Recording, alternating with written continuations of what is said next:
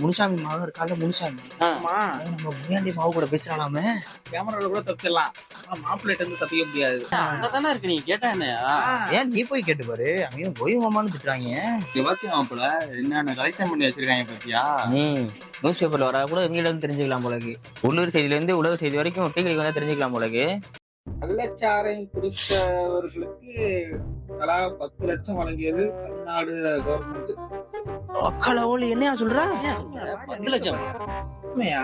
ஆமா, திருச்சியில பஞ்சப்பூர்ல மின்சாரம் தாக்கி இறந்தவங்களுக்கு 5 லட்சம் தான் கொடுத்தாங்க. நம்ம செத்து போனா கூட பரவாயில்ல.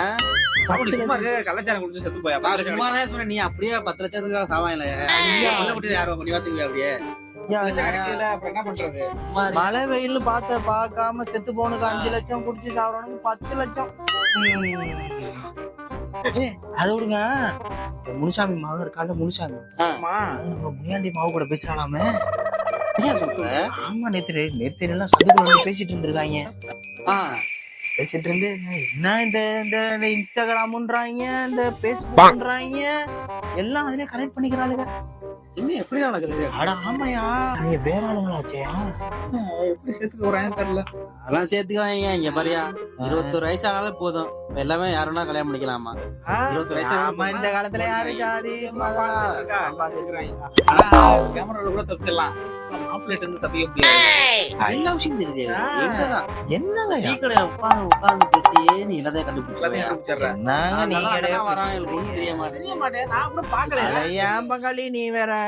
இது ஊருக்குள்ள நல்லது கெட்டது என்ன ஒண்ணும் வராம போறான்.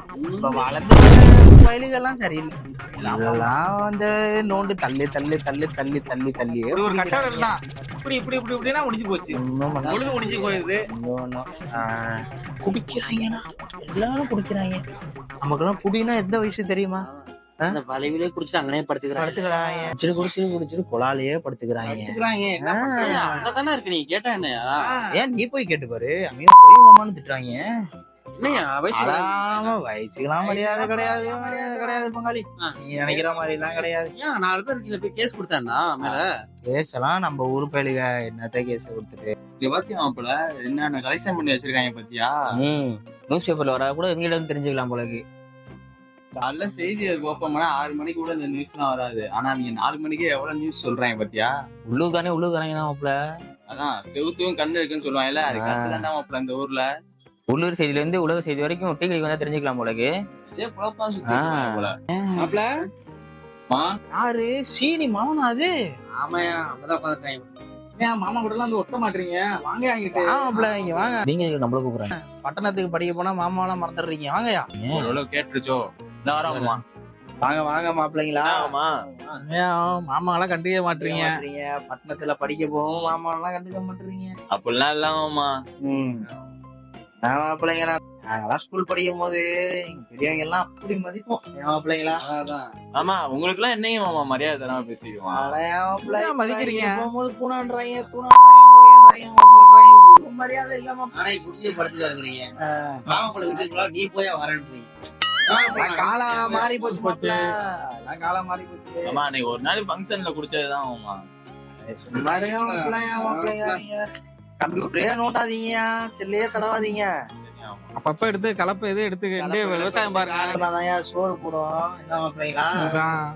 விவசாயமே பண்ணி பண்ணி அப்படியே போறோம். சொன்னா புரியாதியா அவங்களுக்குலாம்? சீனி மாவன் தானே நீ? இதான் வீட்டு பின்னாடி சந்துக்குள்ள அறியாம ஏதோ பிள்ளைய கூட்டிக்கிட்டு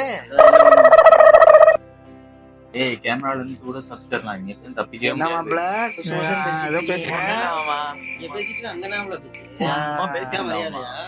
இதான் மரியாதை இப்ப இருக்க காலகட்டத்துல எல்லாம்.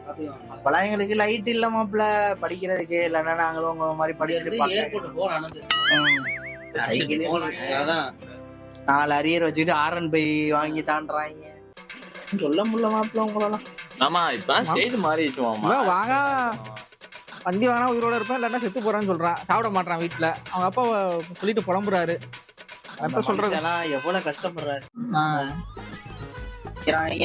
உழைச்சுக்கிட்டே தான் இருக்கும். டீ சாப்பிடுறீங்களா மாப்பிள்ள?